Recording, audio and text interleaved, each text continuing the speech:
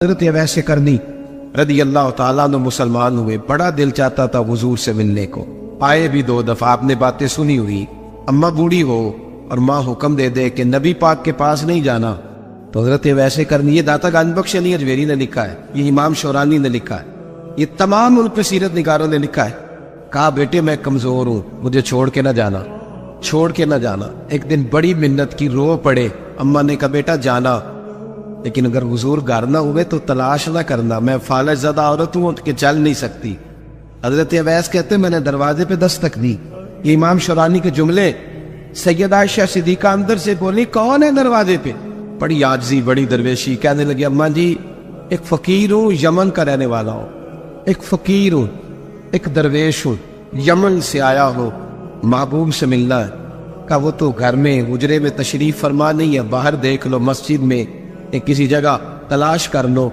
حضرت اویس کرنی کی آنکھوں میں آنسو آئے، کہنے لگے وہ آئے تو بتا دینا کہ ایک قرن سے فقیر آیا تھا۔ امام شورانی کے جملے ہیں، حضرت عائشہ کہتی مجھے بتانا نہیں پڑا، محبوب گھر آئے تو آتے ہی پوچھنے لگے عائشہ کوئی آیا تھا؟ علم غیب رسول کے منکر اس حقیقت کو بھول جاتے ہیں، غیب مانا کہ راز ہے لیکن راز اپنوں سے کب چھپاتے ہیں۔ نبی کریم صلی اللہ علیہ وسلم کوئی آیا تھا؟ حضرت عائشہ نے سوال عرض کیا، یا رسول اللہ آپ کو کیسے لگا؟ حضور فرمانے لگے کسی کی خوشبو آ رہی ہے، کسی کی، یہ امام شورانی کے لفظ ہے، کسی کی، اگرچہ غالب خوشبو خود محبوب کی ہے، کسی کی خوشبو آ رہی ہے۔ کہ حضور قرن کا رہنے والا کو فقیر آیا تھا، سلام چھوڑ کے چلا گیا۔ جناب عائشہ کہتے حضور کی آنکھوں میں آنسو آئے، میں نے کہا حضور وہ گیا کیوں؟ تو محبوب نے فرمایا اس کی ماں بوڑھی ہے۔ محبوب اگر اماں کے لیے کہتے ہیں چل سکے نا تابی بنے، وہ سیابی نہیں بن سکے، تو تبلیغ کرنے کیسے چلا جاتا ہے بیمار ماں کو چھوڑ کے؟ تو پیر صاحب کے ڈیرے پہ کیسے پہنچ گیا اماں کو چھوڑ؟ تجھے کس نے اجازت دی کہ ماں باپ بوڑھے تھے اور تو کہے کہ میں وہاں جا رہا ہوں، میں نے چلے کرنے ہیں، وظیفے پڑھنے؟ بھائی جب حضرت ویسے کرنی اعلیٰ حضرت امام اہل سنت رحمت اللہ علیہ، آپ نے لکھا ہے کہ وہ جو محبوب کا فرمان ہے نا بخاری مسلم، رضا اللہ فی رضا الوالد، فرمایا جس کی والد راضی اس کا اللہ راضی۔ اعلیٰ حضرت فرماتے ہیں کچھ 100 ولی، ایک جگہ پہ فرماتے ہیں 1000 ولی ایک طرف بیٹھ کے کہہ دینا کہ یا اللہ اس بندے کو بخش دے، اور اکیلا والد کہہ دینا یا اللہ میرا نافرمان ہے، نہ معاف کرنا۔ تو فرمایا اللہ اس 100 ولی کی نہیں مانتا، والد کی بات مانتا، اس لیے کہ حضور کا فرمان آ گیا باپ راضی ہوگا تو اللہ۔ تو میرے بھائی شریعت ایک حقیقت ہے، اس حقیقت کو سمجھے۔ حضرت اویس کرنی کی زندگی کا ایک پہلو یہ، دوسرا پہلو یہ جو ہے نا بڑی لمبی چوڑی داستانیں، اور بڑا ہمیں شوق ہے تصویروں کا، بڑا شوق ہے۔ آپ یقین کریں میری طرح کے بہت سارے لوگوں کے پوسٹر چھپتے ہیں، بڑی بڑی تصویریں لگی ہوئی ہیں چوکوں میں۔ استقبال سب سے اچھا وہ ہے جو قیامت کے دن ہوگا۔ اگر اس استقبال دیکھیں نا، یہاں ہم سے پہلے لوگوں کے بڑے استقبال ہوئے، پھر بعد میں کیا ہوا؟ چلے گئے وہ لوگ، مٹی دے مٹی رہ رہی، ایویں کا دی بلے بلے، اج مٹی دے اتے بندے آتے کل مٹی دے تھلے۔ حضرت اویس کرنی خیر التابعین ہے، تابعین میں سب سے پہلا نمبر ہے۔ آپ کی سب سے بڑی فضیلت یہ ہے کہ آپ نہ، یہ ہم نہ بتاتے بڑا ہیں، گزرتے گزرتے بتا دیتے ہیں کہ میں تہجد گزار بھی ہوں، گزرتے گزرتے بتا دیتے ہیں کہ مسجد کی جو ٹائلیں ہیں نا وہ میں نے لگوائے، بس کوئی بندہ مل جائے صحیح جس کو ہم کرامتے سنا سکیں۔ میرے جیسے مولوی صاحب بھی بتاتے ہیں، کہتے ہیں جب میرے جیسے اچھے لوگوں کی، وہی بتاتے ہیں جب میں مسجد میں آیا تھا تو 30 بچے تھے، اب پورے 80 ہے، وہی بتاتے ہیں 1.5 صف ہوتی تھی نمازیوں کی۔ آپ بھائی چھوڑو، اگر بچے پڑھاؤ گے تو اللہ راضی ہوگا، کو بتانے کی بات ہے، وہ ذکر کرنے کی بات، یہ اللہ رسول کا راز ہے، اس کا ذکر نہیں کیا جاتا۔ خواجہ اویس کرنی رضی اللہ تعالی اپنے آپ کو چھپا کے رکھا ساری زندگی۔ اماں جب انتقال کر گئی نا خواجہ اویس کرنی کی، والد پہلے جا چکے تھے، والدہ انتقال کر گئی تو کسی ایک جگہ ٹھکانہ نہیں رکھا حضرت اویس کرنی۔ کیوں بلا؟ یہ کئی دفعہ جو نعرے شارے ہوتے ہیں یہ بڑی خرابی کر جاتے، اصل کام رہ جاتا۔ دستبوسی کرنے والے کئی دفعہ اتنا دور لے جاتے ہیں کہ انسان کے اپنے وظائف پیچھے رہ جاتے، کئی دفعہ مشکلات ہوتی۔ اس لیے صوفیاء میں ایک ملامتی گروہ ہے، ملامتی، داتا صاحب نے اس کو لکھا ہے، اور اس کا تذکرہ قرآن نے کیا، یجاہدون فی سبیل اللہ ولا یخافون لومۃ لائم۔ فرمایا اللہ کے کچھ بندے ایسے ہیں جو اللہ کے راستے میں جہاد کرتے ہیں، اور جب لوگ انہیں برا کہتے ہیں تو اس کی پرواہ نہیں کرتے۔ ملامتی گروہ جو کہتے ہیں کہ لوگ اگر تھوڑا سا ہم سے الرجی کریں گے تو ہو سکتا ہے، دیکھیں نا جب آپ کو کوئی برا کہتا ہے تو نفس دبتا ہے، کہتا ہے تو کچھ بھی نہیں۔ حضرت باجزید بستامی سلطان العارفین رحمت اللہ تعالیٰ علیہ فرماتے رمضان شریف کا مہینہ تھا تو میں گزر رہا تھا بستان کے بازار سے، لوگ دکانوں سے اٹھ کے مجھے ملنے آنے لگے، تو میرا نفس مجھے کہنے لگا باجزید اتنی شان تو آج بادشاہ کی بھی نہیں جتنی تیری ہے، کاروبار چھوڑ کے تو نہیں آتا۔ کہتے ہیں اسی لمحے وہ جو میری روحانی ترقی تھی وہ روک گئی، میں پریشان ہو گیا کہ میں نے لوگوں کی تعریفوں کو بڑا سمجھ لیا۔ کہتے ہیں کھجوریں تھی ریڈی، پتہ رمضان میں کھجوریں بڑی بکتی ہیں۔ کہتے ہیں میں آگے بڑھا، لوگ سلامیں لے رہے تھے، ایک کھجور اٹھا کے نہ کھائی نہیں، اٹھا کے نہ منہ میں رکھ لی، صرف منہ میں۔ لوگ کہنے لگے دفع کرو، یہ بھی کوئی بندہ ہے جس نے روزہ ہی نہیں رکھا پیر ہو کے۔ اتنے لوگوں نے ملامت کی تو میرا نفس کچلا گیا۔ جب کوئی آپ کو برا کہتا ہے نا، پھر جو سجدے میں رونے کا مزہ آتا ہے وہ تعریف کے وقت سجدہ ہوتا ہے کبھی؟ اقبال کہنے لگے نہ بچا بچا کے تو رکھ اسے، تیرا آئینہ ہے وہ آئینہ، یہ شکستہ ہو تو عزیز تر ہے نگاہ آئینہ ساز میں۔ فرماتے میں کھل کے رویا اللہ کی بارگاہ میں، بندے سارے۔ بابا بلے شاہ صاحب فرماتے ایک دن میرا بھی دل کیا تھا کہ میں اعتکاف کروں پر قصور سے نکل جاؤں، کچھ پیر کہہ کے ہاتھ چومتے ہیں، کچھ سید کہہ کے۔ فرمانے لگے اٹھ بلیا چل اوتھے وسیے، اور جتھے وس دینی سارے انے، نہ کوئی ساڈی ذات پچھاڑے تے نہ کوئی سانو منے، چلو چلے وہاں جا کے بیٹھتے۔ حضرت اویس کرنی کا یہ کمال رہا۔ اس طرح حضرت باجزید نے کھجور رکھ لی، لوگ برا کہنے لگے، چھوڑ کے چلے گئے۔ فرماتے جو مزہ اس دن سجدوں میں آیا نا، تھوڑا آگے جا کے میں نے کھجور باہر نکال دی، روزہ میں نہیں ٹوٹا۔ میرا خادم کہنے لگا حضور یہ کیا کیا؟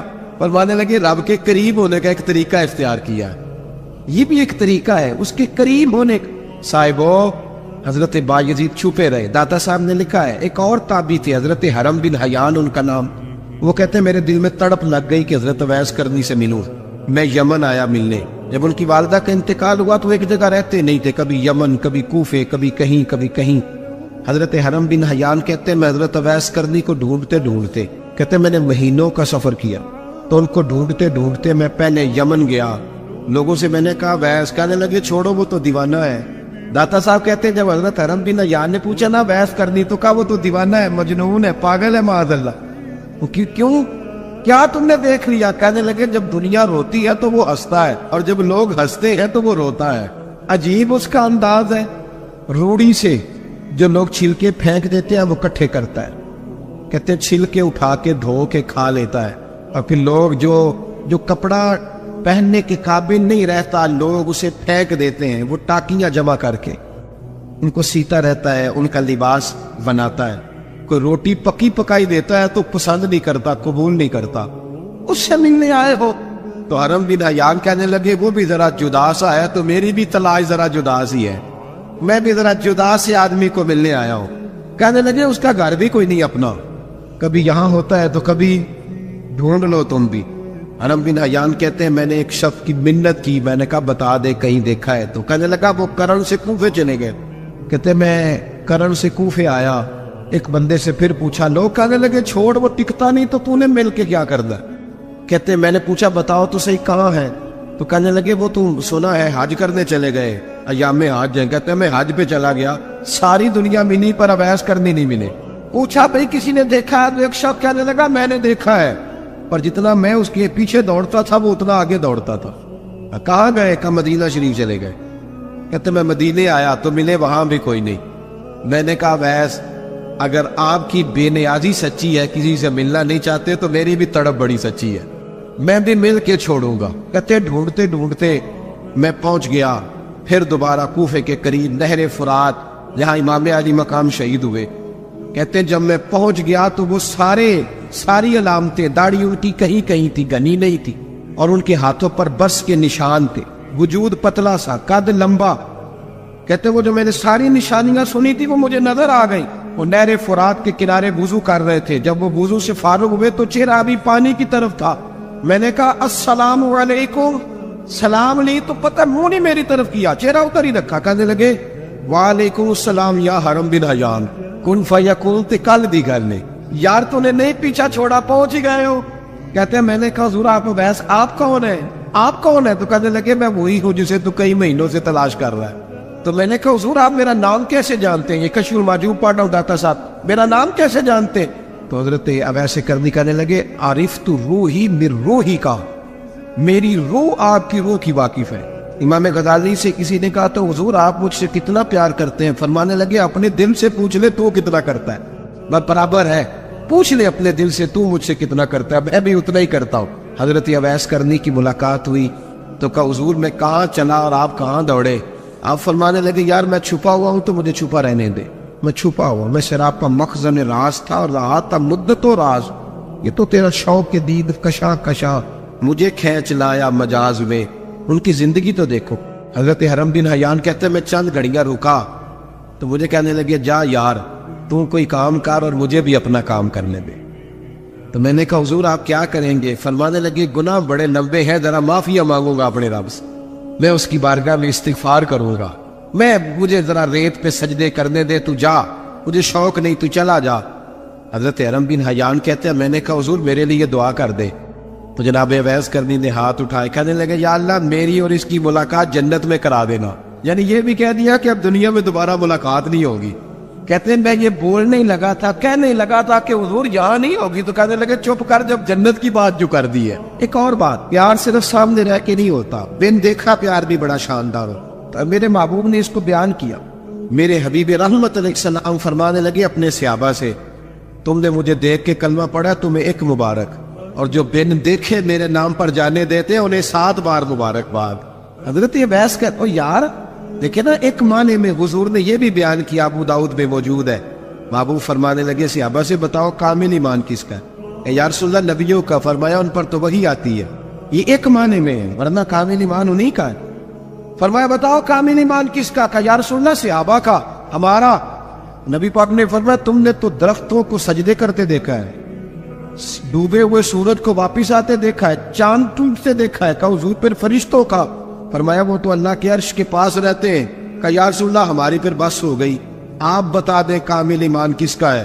تو محبوب نے فرمایا کامل ایمان ان کا ہے جنہوں نے مجھے دیکھا نہیں ہوگا اور ان کی خواہش ہوگی اگر ایک دفعہ جلوہ نظر آئے تو وہ ہر چیز قربان کرنے کو تیار، ان کی یہ خواہش ہوگی۔ حضرت اویس کرنی نے ہمیں بتایا کہ جو بن دیکھا پیار ہے نا، بن دیکھا، جس نے دیکھا نہیں پر اس کی یاد میں تڑپتا، دیکھا نہیں پر اس کی مالا جپتا۔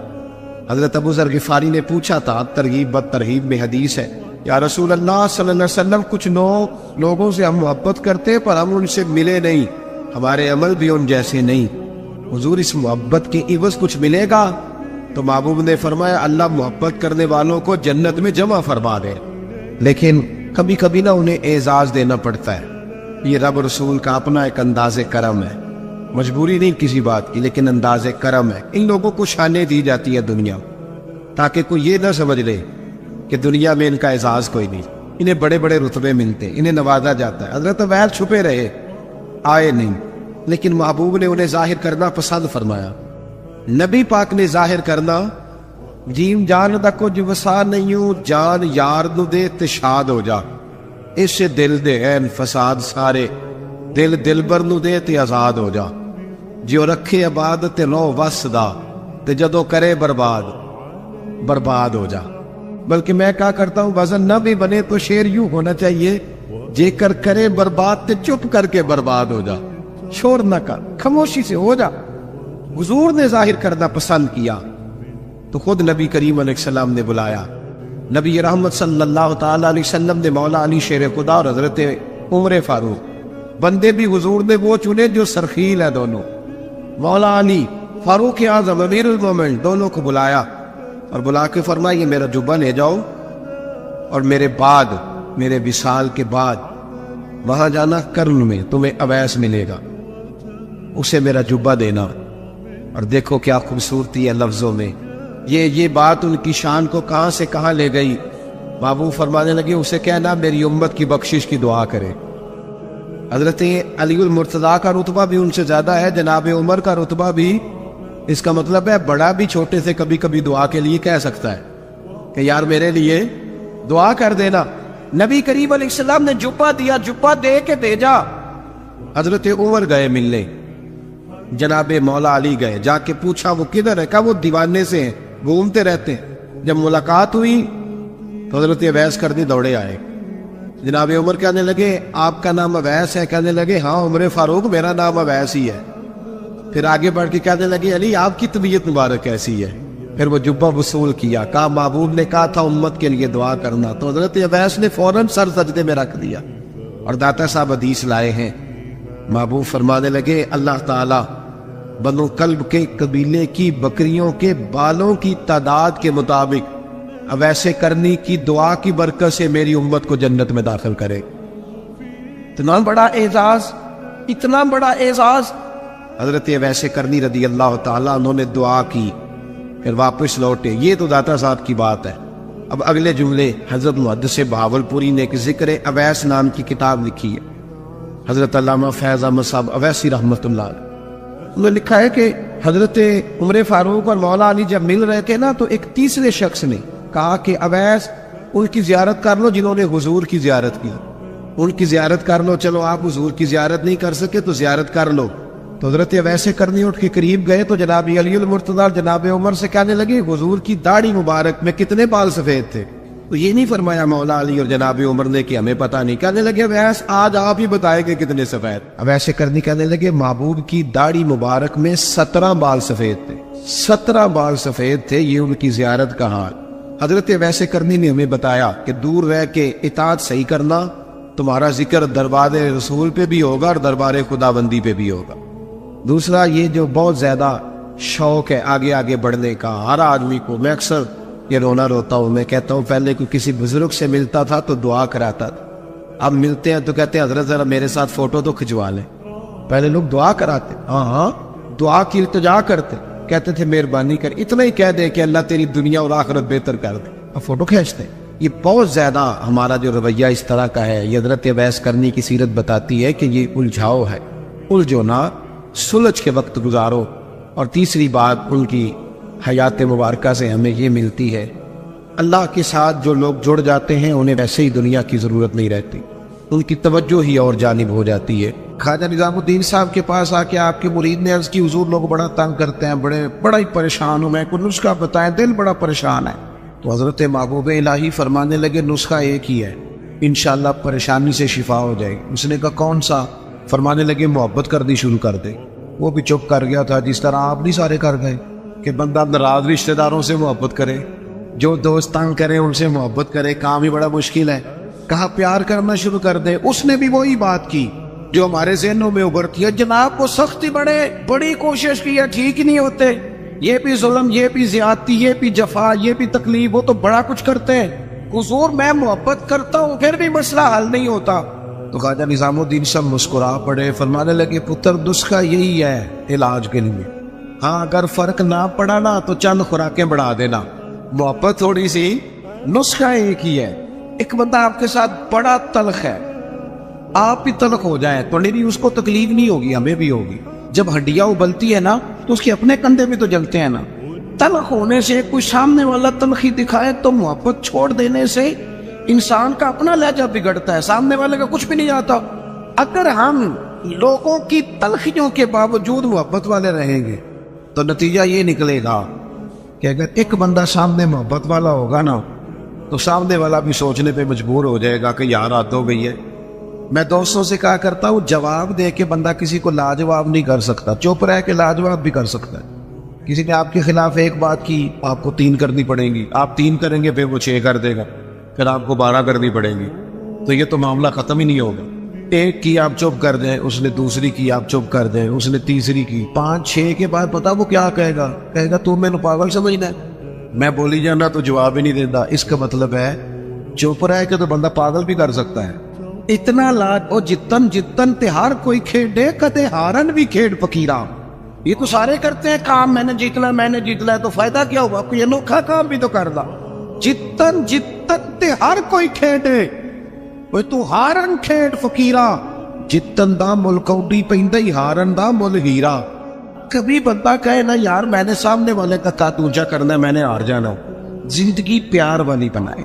نبی پاک علیہ السلام تشریف لے جا رہے تھے، حضرت انس بن مالک کہتے ہیں میں ساتھ تھا، صحیح بخاری میں حدیث ہے، حضور نے سرخ دھاری دار چادر اپنے مقدس کندھے پہ رکھی ہوئی تھی، پیچھے سے ایک شخص نے میرے نبی پاک کی مقدس چادر کو پکڑ کے کھینچا، یہاں نہ مقدس گردن پہ نشان پڑ گیا. حضور نے یوں پلٹ کر اس بندے کی طرف دیکھا تو پتہ کیا کہتا ہے؟ کہتا ہے میں غریب آدمی ہوں، کچھ مانگنے آیا تھا. لو یہ صحیح بخاری ہے، یہ ہمارے نبی کا طریقہ ہے. یہاں تو کوئی دروازہ زور سے کھٹکھٹا دے اسے خیرات نہیں ملتی، دھکے ملتے ہیں. کہتا ہے تو قرضہ لینے آیا ہے، دروازہ توڑنا ہے؟ یہاں تو سگے باپ کی سختی برداشت نہیں. والدہ نے اگر کوئی بات دبا کے کرتی تو کہتے میں پابندیاں قبول نہیں کرتا. اس نے چتر پکڑ کے کھینچی، مقدس گردن پہ نشان پڑ گیا. اور کہتا کیا ہے؟ کہتا ہے غریب ہو، کچھ مانگنے آیا ہوں. حضرت انس بن مالک کہتے ہیں لوگوں میں نے منظر اپنی آنکھوں سے دیکھا. جب اس نے کہا نا میں مانگنے آیا ہوں تو میرے قریب رسول نے مسکرانا شروع کر دیا. یہ کمال ہے، یہ کر کے دیکھو. اپنا لہجہ نہیں بدلنا، سامنے والا کوئی بھی ہو. یہ کوئی بات تو نہ ہوئی کہ سامنے بندہ تلخ تھا تو لہذا میں بھی تلخ ہو گیا. نیکی ہوتی ہے، تجارت نہیں ہوتی.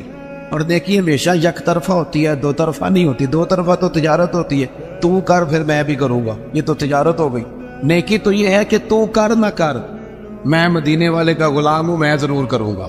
مجھے میرے نبی کا حکم ہے میں نیکیوں کو تجارت نہ بنائے، ورنہ تو انتظار کرو گے کہ سامنے والا کرے تو میں کروں. حضور مسکرائے اور قربان جاؤ. وہ تو آیا تھا نا مانگنے کہ دو چار چیزیں مل جائیں تو بات بن جائے گی. اللہ کے رسول صلی اللہ تعالی علیہ وسلم فرمانے لگے 2 پہاڑیوں کے بیچ جتنی بکریاں کھڑی ہیں ساری اس فقیر کو دے دو. اپنے انداز میں تھوڑی محبت لائیں، اپنے لہجے میں تھوڑا سا نا پیار لائیں. ہم پیار کرتے ہیں پر جہاں مطلب ہوتا ہے. گاہکوں سے پیار بالکل ٹھیک ہے، جن سے لین دین کے معاملات ہیں ان سے ناراض ہو گیا آپ لوگ، غلط بات کر دی ہے. اللہ آپ کو سلامت رکھے. میں صحیح کہہ رہا ہوں، جہاں کوئی مطلب ہے وہاں معاملہ بالکل ٹھیک ہے. وہ یار یہ پیار نہیں، یہ پیار کا دکھلاوا ہے. اس طرح تھک جاؤ گے. اگر لہجہ ہی پیار والا ہو جائے نا، انداز ہی پیار والا ہو جائے تو پھر زندگی ذرا حسین ہو جاتی. پھر نہ ماں کو بیٹے سے بات کرتے ڈر نہیں لگتا، پھر اہلیہ اس سے بات کرتے پریشان نہیں ہوتی. وہ خوف نہیں کھاتی کہ یہ مجھ سے گلاس ٹوٹ گیا تو پتہ نہیں اب کیا بنے گا. پھر غریب بہنیں بات کرتی ہیں تو ذرا آسانی سے کر لیتی ہیں. پھر کوئی محلے دار غریب بات کر لیتا ہے، لیکن اگر لہجہ تلخ ہو، انداز سخت ہو، پھر خرابی ہوتی ہے. ایک چوتھی بات بھی ہے جس کی وجہ سے ہم محبت نہیں کرتے.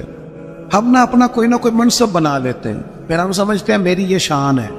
دیکھیں عالم کی عزت کرنا بڑا ضروری ہے، پر عالم کو یہ تو نہیں نہ کہا گیا کہ وہ علم کے تکبر میں مبتلا ہو جائے کہ میں جو کہ بہت بڑا عالم ہوں.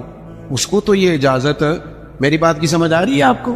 ایک شخص نیک ہے، ہمیں حکم ہے کہ اس کی عزت کرو، لیکن اگر وہ نیک آدمی کہنا شروع کر دے کہ میں جو کہ ولی اللہ ہوں، یہ اس کے لیے جائز ہے، اسے حق پہنچتا ہے. میں آپ کو سمجھانے کے لیے عرض کر رہا ہوں. ہم نے اپنا کوئی نہ کوئی منصب بنا لیا سب نے، 2 4 5 بندوں پہ ہم حاکم بن گئے، لہذا ہم کہتے ہیں اس کے لیے اس کی ضرورت ہے، یہ میری خدمت کرے.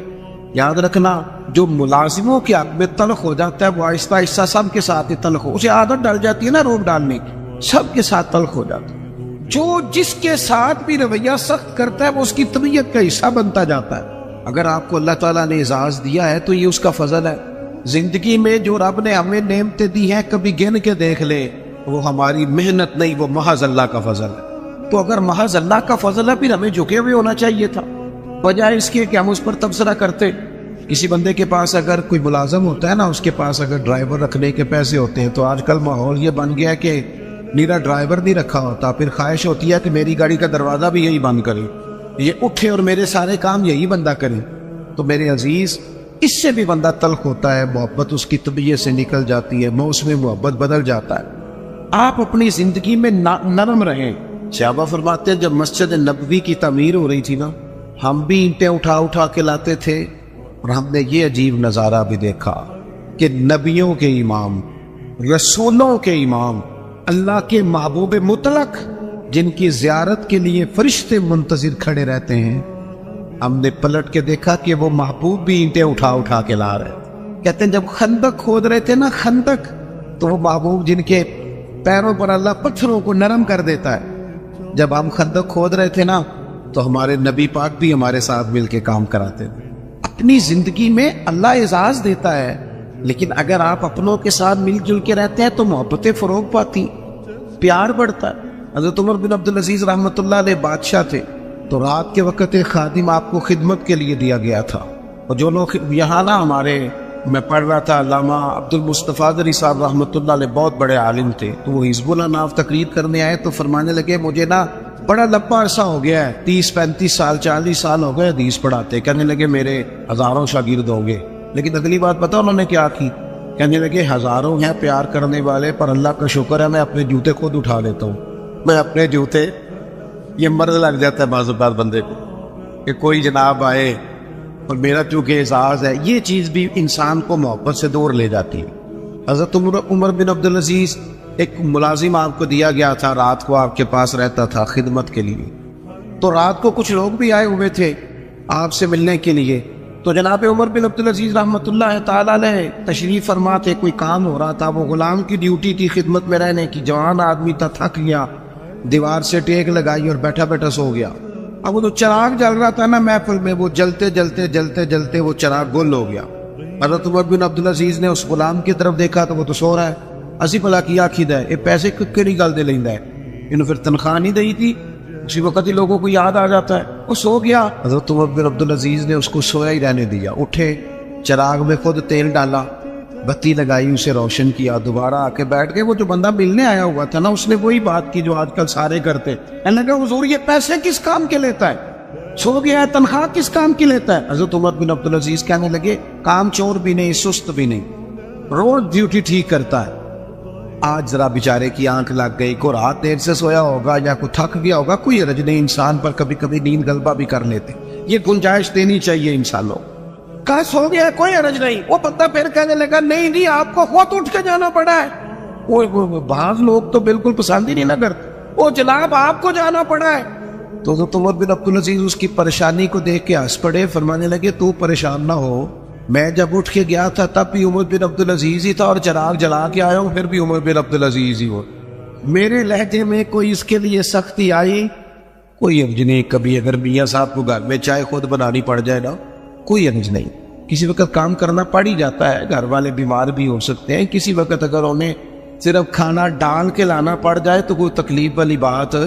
کیا یہ باتیں لوگوں کو سنانے کے لیے ہے کہ نبی پاک علیہ السلام اپنا کام خود کر لیا کرتے تھے, سارے کام اپنے دست مبارک سے کر لیتے؟ میری بات پر توجہ ہے آپ حضرات کی؟ تو اپنی زندگی کے اندر محبت لائیں, تھوڑا پیار لائیں. اور ایک بات آخر میں اور آپ کو سمجھانی ہے, محبت جب تب ہوگی جب ہم نہ دوسروں کے جذبات کا بھی خیال رکھیں گے. نیند کیا صرف مجھے آتی ہے, کسی اور کو نہیں آتی. بھوک کیا صرف مجھے لگتی ہے, کسی اور کو نہیں لگتی. سفر کرنے کے لیے راستہ صرف مجھے کو چاہیے, میں نے منزل پہ پہنچنا ہے, باقی دنیا نے نہیں جانا. جب ہم صرف اپنے بارے میں سوچتے ہیں نا, احساس نہیں پیدا ہوتا, پھر تلخ ہو جاتے ہیں. کبھی بھی کسی بھی شخص سے ملاقات کریں تو اپنے آپ کو اس کی جگہ پہ رکھ کے دیکھیں گے, اگر یہاں میں ہوتا تو پھر کیا ہوتا. معاشرے کی اصلاح ہوگی, محبت پیدا ہو. آپ گئے ہیں کسی جگہ, ہر بندے کو جلدی ہوتی ہے, ہر بندے کو میں نے بعض دفاتر میں دیکھا ہے, کام کرنے والا کام کر رہا ہے لیکن باری باری ہے نا, لیکن ڈھیر سارا پروٹوکول ہے, سفارشی ٹیلی فون ہے, کوئی ادھر سے آ جاتا ہے, کوئی ادھر سے آ جاتا ہے. ایک شخص ہے, وہ کیا کرے گا؟ اگر ہمارا تھوڑا سا احساس والا مزاج ہو نا, دوسرے ہم نا احساس سے بالکل آ رہی ہے, ہمیں اپنا کام چاہیے اور فوراً چاہیے اور فٹافٹ چاہیے. میں ایک جگہ پہ حاضر تھا, تو اس گھر میں نا ان کے بچوں کو پڑھانے کے لیے ٹیچر آتے تھے. تو اپنے بیٹے سے پوچھنے لگے, میرے وہ دوست کہنے لگے ابھی آئے نہیں ٹیچر کا؟ نہیں. کہنے لگے پوچھتا ہوں ان سے ٹیوشن کس بات کی لیتے ہیں. یہ آج میں تیسرا دن نوٹ کر رہا ہوں کہ 15 منٹ 20 منٹ آدھا گھنٹہ لیٹ آتے. میں نے اپنے اس دوست سے گزارش کی, میں نے کہا یہ جو تو بات کر رہا ہے یہ کہ ٹیچر کے منصب کے مطابق نہیں. وہ آدمی جو صبح اسکول جاتا ہے پھر وہ دوپہر میں کہیں پڑھاتا ہے, آپ نے مجھے بتایا یہ چوتھی پانچویں جگہ آپ کے ہاں آتا ہے. آپ کبھی سوچ سکتے ہیں کہ وہ لیٹ بھی ہو سکتا ہے, اس کی گاڑی بھی خراب ہو سکتی ہے, لیکن ساری زندگی صرف اپنے بارے میں سوچ کے بندہ سخت ہو جاتا ہے. جب تک جذبات احساسات دوسروں کے بارے, حضور نماز پڑھا رہے ہیں, نماز مسلمانوں سنو اور یاد رکھنا, خدا را یاد رکھنا. اللہ کرے آپ موبائل کم چلائیں اور میری بات زیادہ سنیں. نبی پاک علیہ السلام نماز پڑھا رہے, حضور فرماتے ہیں میرا دل کرتا ہے لمبی نماز پڑھاؤ, لیکن پھر پیچھے سے کسی بچے کے رونے کی آواز آتی ہے, میں سوچتا ہوں اس کی ماں پریشان ہو جائے گی، میں بچے کے رونے کی آواز کی وجہ سے لوگوں کی تکلیف کو سامنے رکھ کے نماز چھوٹی کر دیتا ہوں، نماز مختصر پڑھاتا ہوں۔ نماز میں بھی یا رسول اللہ لوگوں کا خیال، نماز میں بھی آپ کو درجنوں حدیثیں ملیں گی۔ او نوجوانوں، ماں باپ کا احساس پیدا کرو، بڑھاپے کے درد کو محسوس کرو، اپنے ملک میں وطن میں ایک دوسرے کا احساس پیدا کرو، ورنہ طبیعتیں تلخ ہو جائیں گی، محبت نہیں رہے گی، دشمنیاں ہی پروان چڑھیں گی۔ آپ کو درجنوں حدیثیں ملیں گی۔ حضور فرماتے ہیں میرا دل کرتا ہے اپنی امت پر تہجد کی نماز ضروری قرار دے دو، لیکن فرمایا تمہیں تکلیف ہوگی لہٰذا میں یہ کام نہیں کرتا۔ حضور فرماتے ہیں میرا دل کرتا تھا ہر وضو کے ساتھ مسواک ضروری قرار دیں، پر تمہیں تکلیف ہوگی لہٰذا میں یہ کام، ہمیں بھی تو کوئی احساس کر لینا چاہیے۔ ہمیں بھی ایک صحابی نے نماز لمبی پڑھائی تھی، لوگوں نے آ کے بتایا تو حضور ناراض ہو گئے، فرمایا تو گیلے جتنی مرضی لمبی پڑھ، لوگوں کو بیزار کرتا ہے، پریشان کرتا ہے، خبردار لمبی نماز پڑھائی۔ احساس پیدا کرے۔ جب طبیعت میں صرف انسان اپنی بات ہی کرتا ہے نا، اپنا ہی احساس کرتا ہے، پھر وہ سخت ہو جاتا ہے، پھر اس کے اندر محبت نہیں رہتی، خود غرض ہو جاتا ہے۔ خدا مجھے ایسی خدائی نہ دے کہ اپنے سوا کچھ دکھائی نہ دے۔ میں نے دیکھا ہے گاہک کی کوشش ہوتی ہے دکاندار کو لوٹنے کی، تو کیا خیال ہے پھر دکاندار کی کوشش نہیں ہوتی گاہک کو لوٹنے؟ اس کا نتیجہ کیا ہے؟ اگر دونوں لوٹنے والے کھڑے ہیں تو کیا کوئی کہہ سکتا ہے کہ ایک ملک کے ہیں، ایک مذہب کے ہیں، ایک نظریے کے ہیں، ایک علاقے کے ہیں؟ اس طرح قومیں پنپتی ہیں۔ ہر آدمی کا مزاج ہو کہ میں نے کسی نہ کسی طریقے سے، وہ کوئی بندہ اس لیے پہ تو دنیا میں آئے نا کہ میں نے نفع لینا نہیں نفع دینا ہے۔ وہ ایک بزرگ تھے نا دلی میں، تو وہ کوئی کھانے پینے کی سمجھ لیں ناشتہ بیچا کرتے، تو اکثر لوگ آتے تو انہیں کھوٹا سکہ دے جاتے، تو بابا جی نہ کھوٹا سکہ، کھوٹے سکے کا پتہ ہے کہ نہیں؟ تو ایسے ایسے کر دیں یا ایسے ایسے کر دیں، کچھ تو کرے نا۔ کھوٹے سکے کا پتہ ہے؟ وہ گھس جاتی تھی، جو پرانے لوگوں جنہوں نے سکے دیکھے نا اوپر سے گھس جاتا تھا سارے نمبر شمبر، تو کھوٹا سکہ وہ چلتا نہیں تھا۔ آپ بھی بزرگ کہہ رہے ہیں وہ آپ بھی پوری طرح پھٹ جائے نا، بیچ میں سے نکل جائے تو کھوٹا ہی ہو جاتا ہے۔ چلو اسی کو آپ مثال سمجھ لیں۔ کھوٹا سکہ لوگ جاتے بابا جی کو دیتے، بابا جی نہ وہ غور کر کے دیکھتے تو پھر چیز دے دیتے۔ وہ آہستہ آہستہ بچوں میں بات مشہور ہو گئی کہ بابے کو پتہ نہیں چلتا، لہذا کھوٹا سکہ جس نے بھی چلانا ہو بابے کے پاس چلے جاؤ۔ تو وہ بابا جی وہ لوگ نہ کھوٹا سکہ دینے لگے، بات بننے لگی، کافی سارے دن میں کھوٹے سکے 4 5 6 آ ہی جاتے، چپ کر کے رکھ لیتے۔ اللہ اکبر۔ ایک دن بابا جی کا بیٹا کھڑا تھا دکان پہ، کھوٹے سکے والا ہے تو اس نے کہا چل لے جا دوڑ جا۔ بابا جی کہنے لگے چل پتر دے دو چیز کو یہ رکھنے۔ تو وہ کہنے لگا بابا جی بہت سارے لوگ روز آپ کو کھوٹے سکے دے جاتے ہیں۔ فرمانے لگے پتر تیرا کیا خیال ہے؟ مجھے پتہ نہیں، اسی کسے دے کچھ نہیں لگ دے نہ کوئی ساڈا درد دی۔ کہا آپ کو پتہ ہے؟ فرمانے لگے مجھے پتہ ہے کھوٹے دے جاتے، پر میں سوچتا ہوں کسی اور کو بھی تو انہوں نے فریب دینا ہے، چلو میرا گزارا ہوتا ہے باقی مسلمان بچ جائیں۔ ایک میرے دل میں یہ خیال ہے کہ کسی اور کو بھی تو، یہ کسی اور کو داغ لگائیں گے تو چلو میں لگوا لیتا ہوں، پتہ نہیں میرا تو کام چلتا ہے، کسی اور کا پتہ نہیں چلے نہ چلے۔ اور دوسری بات کہنے لگے ایک وجہ اور بھی ہے، اور وہ وجہ بیان کرتے رو پڑے، اور کھل کے روئے، اور رج کے روئے، اور تڑپ کے روئے۔ کہنے لگے میں اس لیے بھی کھوٹے سکے لے لیتا ہوں کہ قیامت کے دن جب رب کی بارگاہ میں حاضر ہوں گا تو میں عرض کروں گا مالک میں نے ساری زندگی تیرے بندوں سے کھوٹے سکے وصول کیے ہیں، میں بھی کھوٹا سکہ ہی ہوں، مہربانی کرنا مجھے بھی قبول کر لے، میں بھی کھوٹا ہی ہوں۔ کسی کا احساس تو پیدا کریں، لیکن اگر طبیعت میں احساس ہی نہیں، مزاج میں، پھر اندر کا موسم ٹھیک نہیں۔ ہم کاش ہمارا مزاج خیر خائی کا ہو۔ میرے نبی پاک نے فرمایا میرا سارا دین ہی خیر خائی۔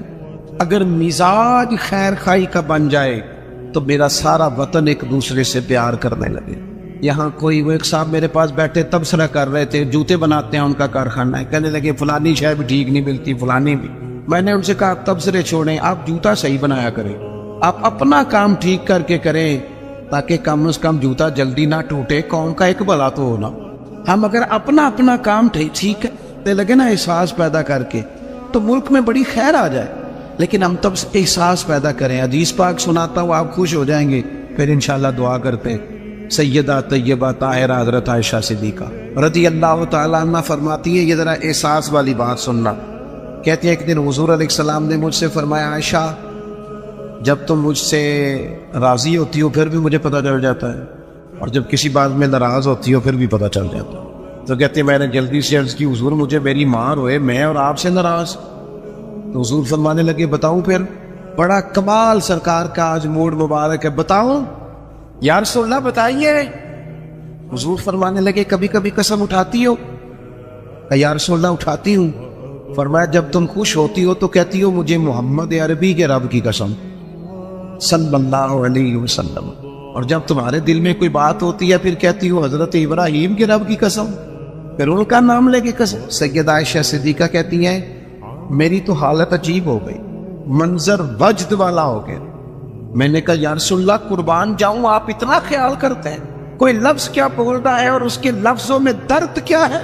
ایک تو ہمارے ہاں تو یہ مسئلہ نا احتجاج کر کے اپنی بات منوانی پڑتی، اور یہاں حالت یہ ہے کہ حضور جملوں سے پہچان گئے، لفظوں سے پتہ چل گیا کہ آج ماحول کے یا رسول اللہ اتنا خیال کرتے ہیں۔ اور دوستو ہمارے اپنے تڑپ گئے، پر ہمیں صرف اپنا خیال ہے، اپنی روٹی کا، اپنے کپڑوں کا، اپنی نیند کا، اپنے موبائل کا، اپنے یاروں کا۔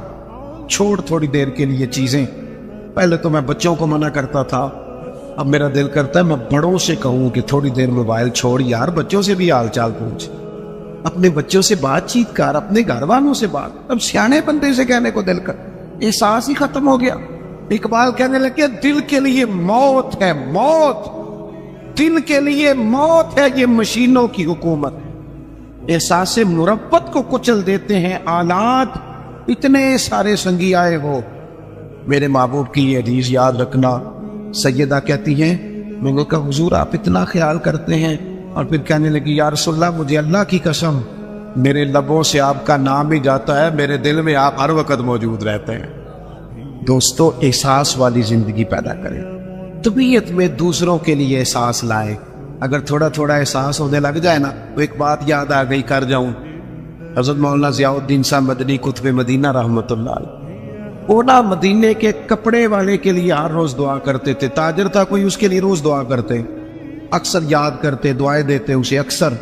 تو لوگوں نے کہا حضور ماجرا کیا ہے؟ فرمانے لگے میں نا مدینہ شریف کے ایک دکاندار سے میں نے کچھ کپڑا لیا تھا، میں درزی کے پاس گیا تو اس نے کہا یہ تھوڑا ہے، کوئی ایک دو گاز اور لائے پھر آپ کا لباس بنے گا۔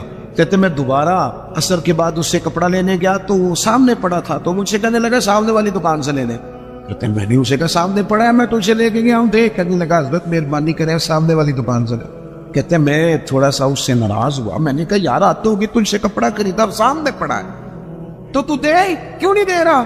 تو کہتے ہیں اس نے نا بڑی محبت سے میرے ساتھ بات کی، کہنے لگا حضور بات یہ نہیں ہے کہ میں کسی تکبر میں ہوں، مسئلہ یہ ہے کہ میں نے صبح سے کافی بکری کر لی ہے، سامنے والے کا ایک گاز بھی نہیں بکا، تو سبزی تو اس نے بھی لے کے جانی ہے نا گھر، بچے تو اس کے بھی انتظار کر رہے ہیں، اگر مہربانی کرو نا آپ کپڑا اس سے خرید لو، اس سے کپڑا خرید لو، تو اس کا نتیجہ یہ ہوگا کہ وہ بھی بیچارہ اپنے گھر چلا۔ کاش میں صرف اپنے گھر میں روشنی نہ کروں، مجھے سب کے گھروں کا فکر لگ جائے۔ رب کریم نے فرمایا کیا تم سمجھتے ہو کہ ہم نے تمہیں بیکار پیدا کیا، اور کیا تم سمجھتے ہو کہ تمہیں لوٹ کر ہماری طرف آنا نہیں؟ اللہ تبارک و تعالیٰ نے بہت ساری حکمتوں کے تحت بہت ساری کرم نوازیوں کے ساتھ انسان کو تخلیق فرمایا۔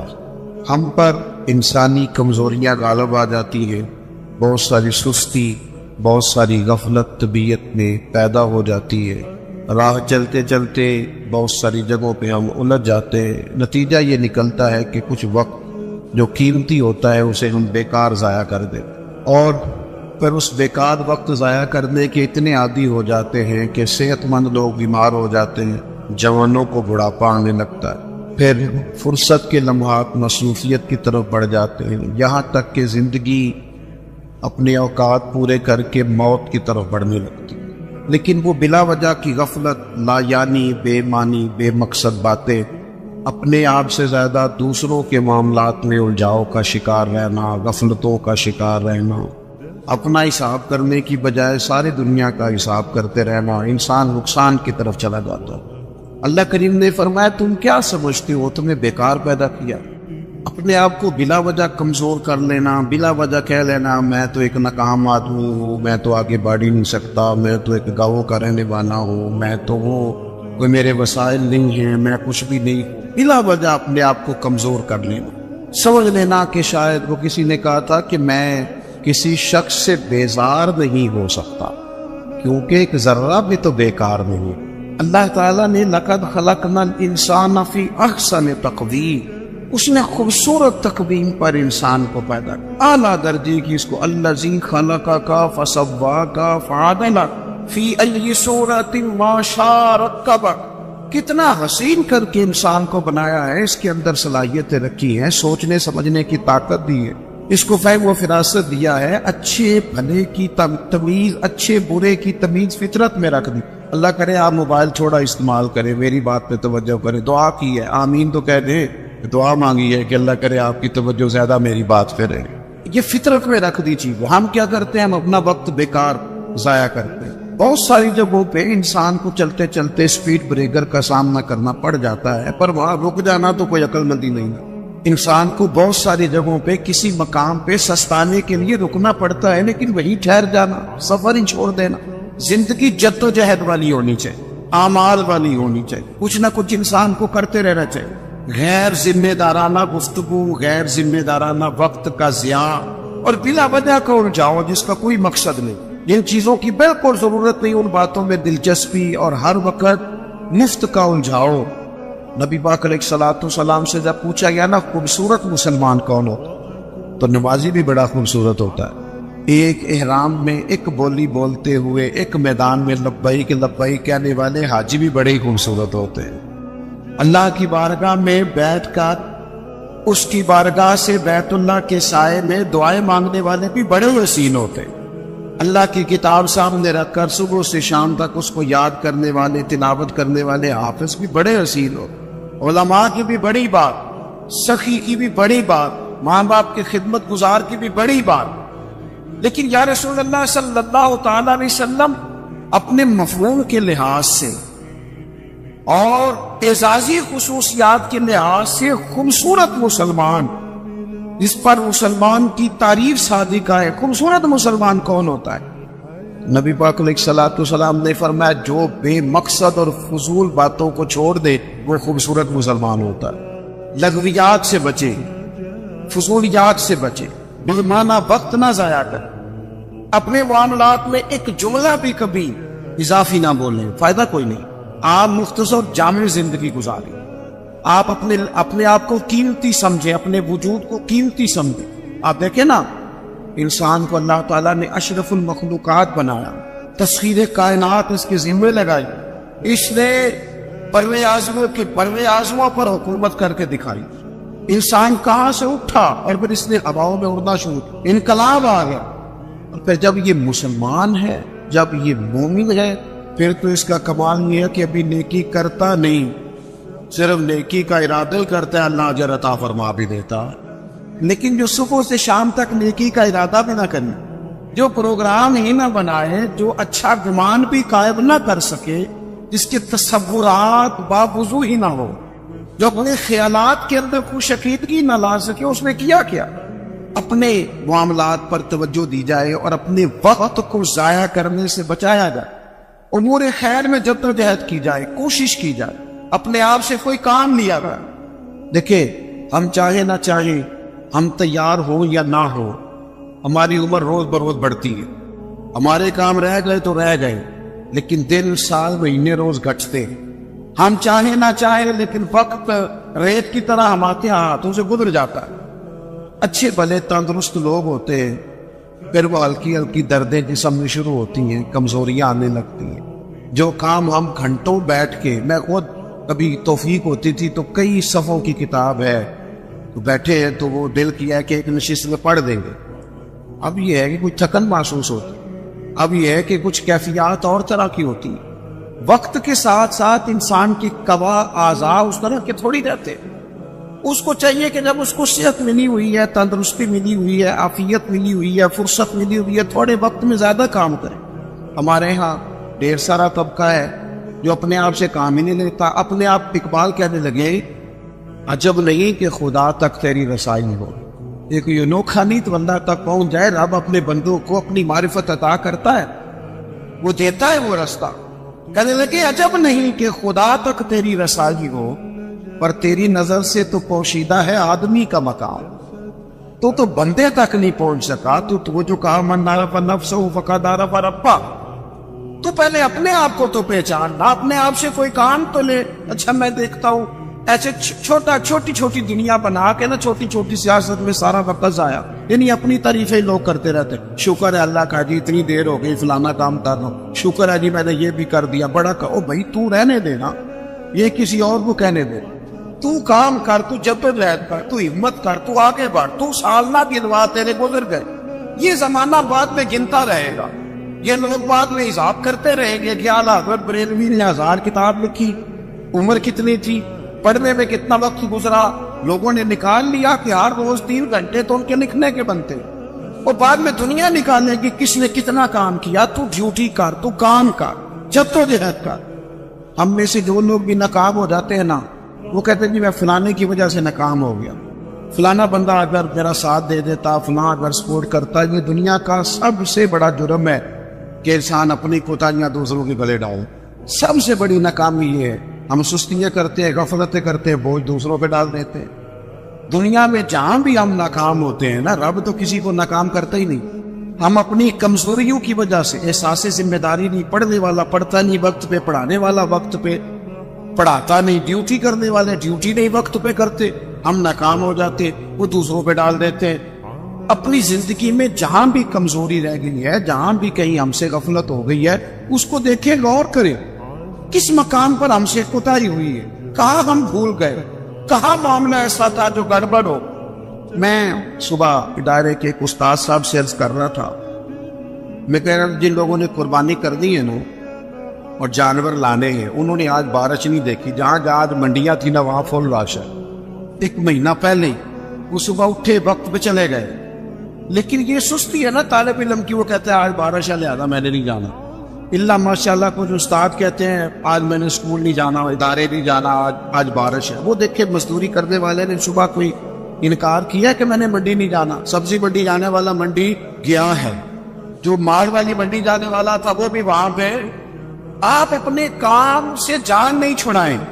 حضرت عثمان غنی رضی اللہ تعالیٰ عنہ فرماتے بڑی کڑاکے کی گرمی تھی اور دھوپ بڑی شدت والی تھی، اور جتنے مدینہ منورہ میں لوگ تھے وہ اندر سے دروازے بند کر کے نا کواڑ سب آرام فرماتے۔ دوپہر میں ماحول بن جاتا ہے، اور ویسے بھی دوپہر کو کچھ دیر آرام کرنا نبی پاک علیہ السلام کا طریقہ ہے مبارکہ بھی ہے، تو لوگ آرام کر رہے تھے۔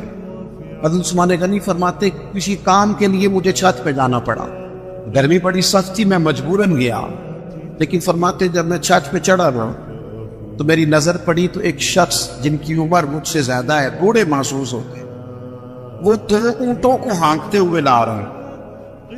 میرے دل میں خیال آیا یار ساری دنیا آرام کر رہی ہے، ان کو بھی سونا چاہیے تھا، اس موسم میں اپنے آپ کو تکلیف دے رہے ہیں، جب کڑاکے کی گرمی ہے۔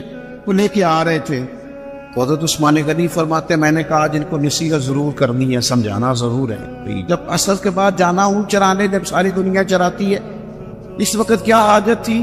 آپ فرماتے جیسے ہی میں چھت سے اترا اور دروازے کے راستے باہر آیا کہ میں ان کو سمجھاتا ہوں، جب تک وہ شخصیت بھی قریب آ گئی تھی۔